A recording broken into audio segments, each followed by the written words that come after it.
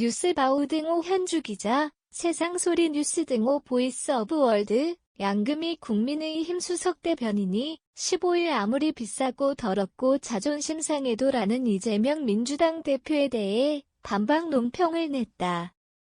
이 대표가 그 정도로 전쟁보다 평화가 낫다는 주장을 냈고, 양 대변인이 15일과 연지금 한반도 평화를 지킬 수 있나는 반문을 제기했다. 그 이후로 점점 더 노골화되고 있는 북한 도발을 들었다. 지난 13에서 14일 밤에도 북한이 군사분계선 근접 지역에 전투기를 내려보낸 데다 14일 새벽과 저녁 서해 동해 모두 해상 완충 지역에 560여 발 포격을 가한 안보 현실을 적시했다.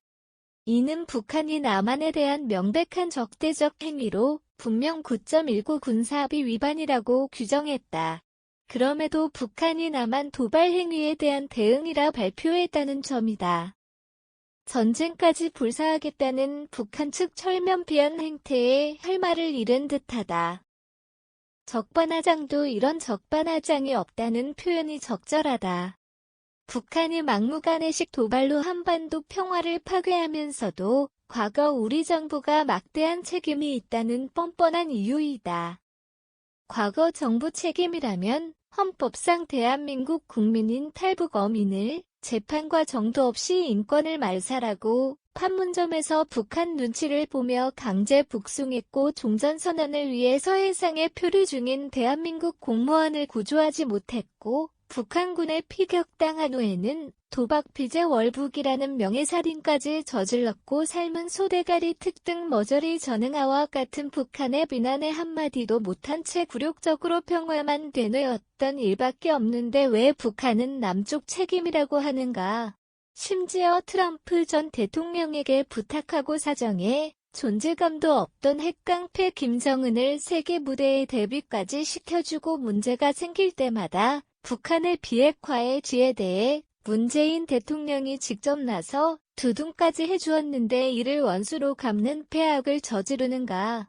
문재인 정권 5년 동안 벌어진 일이라지만 해도 너무하지 않는가. 중앙정부뿐 아니라 지방정부까지 나서 이재명 경기도정에서 지역적 비리 정도로 알려졌던 쌍방울 게이트는 이제 아태역과 연관되어 북한까지 닿은 국제적인 부정부패에 무릅쓰고 애정 쏟았는데 정작 김정은 젊은이 왜 저러나. 2019년 쌍방울이 직원 60여 명을 이용한 쪼개기 환전으로 중국에 수십억 원을 밀반출하는 위험까지 쓴 지금에 와서 오히려 나 몰라라 위협하니 너무하지 않는가.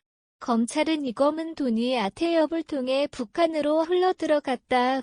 야단인데 쏙 먹기만 하고 핵미사일 쏘아대면 어쩌란 말인가. 아태협이 10억을 모집해 대북코인도 발행한 바 있는데 얼마만큼 자금이 북한에 전달되었는지 가늠도 안 되는 상황일 정도로 경기도와 남측 대북단체 등이 단둥에서 만나 얼마나 많은 얘기를 나누었나. 얼마 되지 않은 일 같은데 그새 북한이 까마귀 흉내는 아니겠지.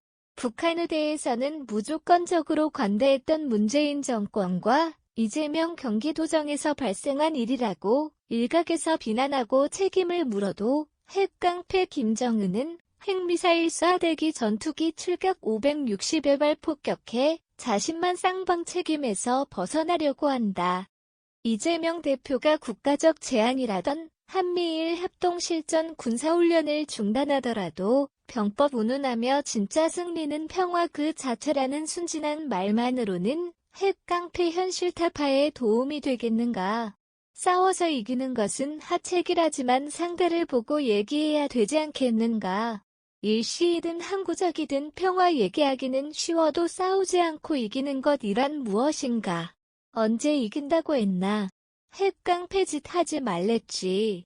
아무리 비싼 평화도 이긴 전쟁보다 낫다. 누가 전쟁하자고 했나. 전쟁 짓을 하지 말라고 할 뿐이지.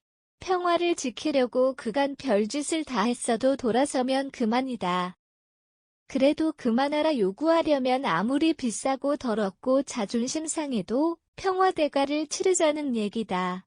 이재명 대표는 14일 최고위 모두 발언에서 윤 정부가 내부 결집용 안보 포퓰리즘에 집중하는 것 같아서 참으로 안타깝다며 안보가 국민의 삶과 안전을 위태롭게 하는 방향으로 잘못 작동되고 있다는 우려를 표했다. 안보 포퓰리즘이라 어디서 많이 듣던 얘기이긴 하다.